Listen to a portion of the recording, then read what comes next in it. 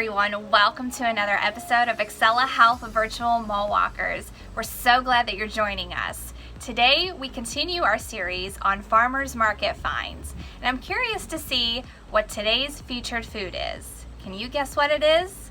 Let's check in with Dawn and find out together on another segment of What's in Your Pantry. Hi everyone, and welcome back to another episode of What's in Your Pantry. Today marks week 3 of our month-long series on farmers market finds. And our feature today happens to be a summertime favorite food of mine, and we are going to be talking about tomatoes. Many uses for tomatoes, as I'm sure many of you are familiar with. My favorite way happens to be eating just tomatoes raw with a little bit of salt and pepper, but you can slice up your tomatoes. They can be enjoyed on sandwiches. You can dice up a tomato and put it in a salad or make a salsa out of it. Tomatoes also can be sauteed and added to your morning scrambled eggs. But what we're going to do with our tomatoes today is we are going to roast them. Okay, so roasted tomatoes actually happens to be my second favorite way to eat a tomato. But before we get started with our recipe demonstration, let's talk a little bit about tomatoes and their health benefits. Okay, so you know tomatoes, and actually all these tomatoes here on the table and in the recipe demonstration are right from my garden. I love a good juicy red ripe tomato, and it's because of tomatoes' red beautiful color that makes them super high in an antioxidant called lycopene. Now, lycopene does many things in our body. First of all, it helps protect our heart, okay? Lycopene also prevents collagen breakdown in our skin, therefore helping our skin stay firm and glowing. That's a good thing. And probably one of the best things about lycopene in our tomatoes and other foods that are red in color is the fact that lycopene helps prevent certain types of cancers, in particular prostate cancer. Okay, so let's get started with our recipe. The recipe that I'm going to be demonstrating today is a tomato ricotta pizza. Okay, so we're going to have a pizza party.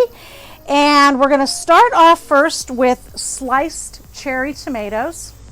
If you don't like to slice them all individually, I have a video attached on a real simple kitchen hack on how you can slice a lot of tomatoes all at one time. So, of course, we're going to be using tomatoes. We have some canola oil.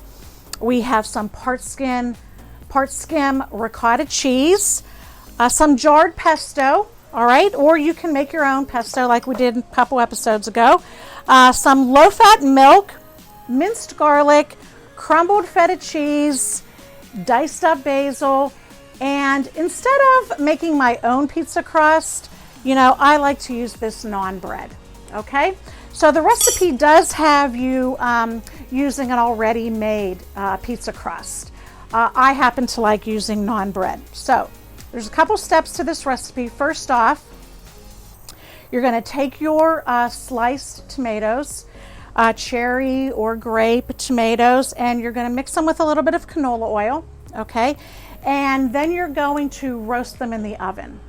And when you roast tomatoes in the oven, not only does it bring out the super sweet, rich flavor of the tomato, but it also enhances the lycopene and how it is absorbed in your body.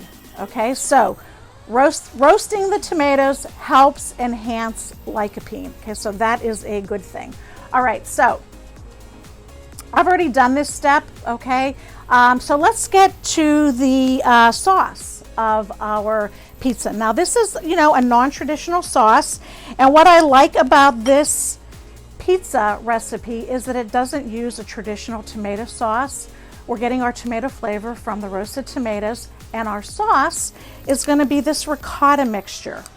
Okay, so we're going to take our ricotta cheese, and to it we're going to add our pesto, and this is about 2 teaspoons, maybe a little bit more. I like the nutty flavor of pesto. And then we're going to add some minced garlic. Okay, that is about a clove. Again, you can add more if you like. And then to thin out this sauce a little bit, we're adding some low-fat milk. So all you need to do is stir up this sauce, okay?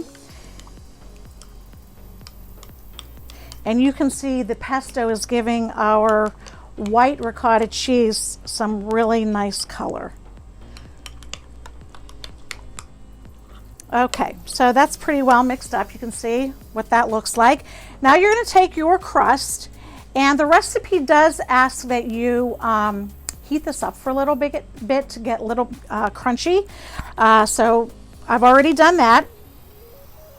And then you're going to just spread your ricotta cheese mixture on your naan bread or your pizza crust, whatever you choose to use, leaving a little bit around the edges for a crust.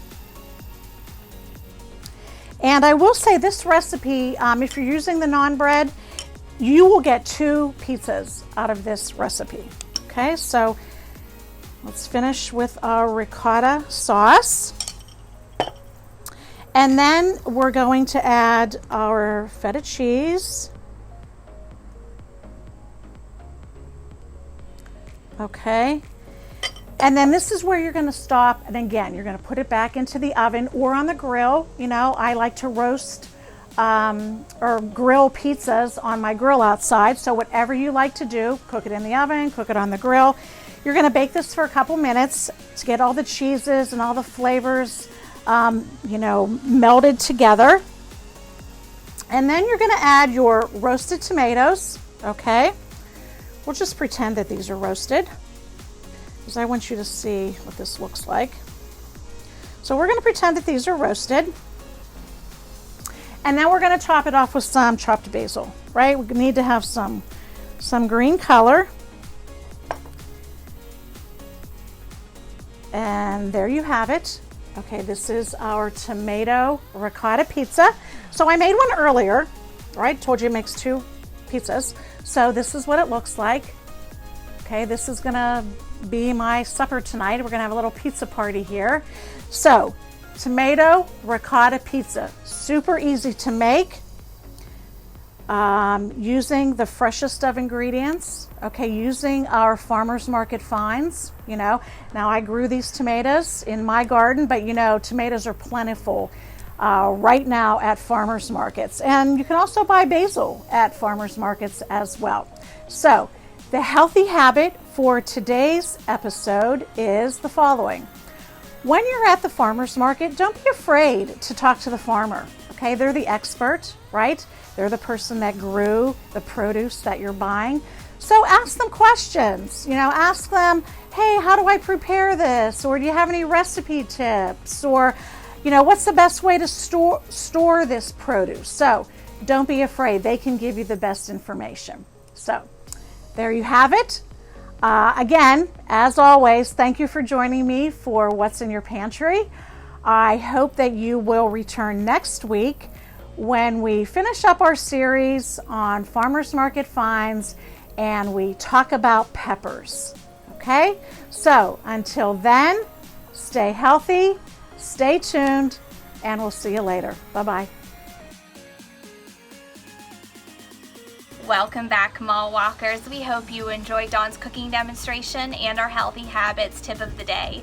Be sure to check your email inbox for some additional content that we've sent to you, including 3 healthy recipes, an exercise challenge, a decompress your stress segment, and our thought of the day, plus 2 additional resources. One that talks about the health benefits of tomatoes, and the other one that talks about the top reasons to shop at a farmer's market. Next week, we have a special surprise in store for you. You're not going to want to miss next week's Mall Walkers video. I can't give any hints away today, so you'll just have to tune in next week. Until then, stay safe, stay healthy, and stay tuned. We'll see you next week.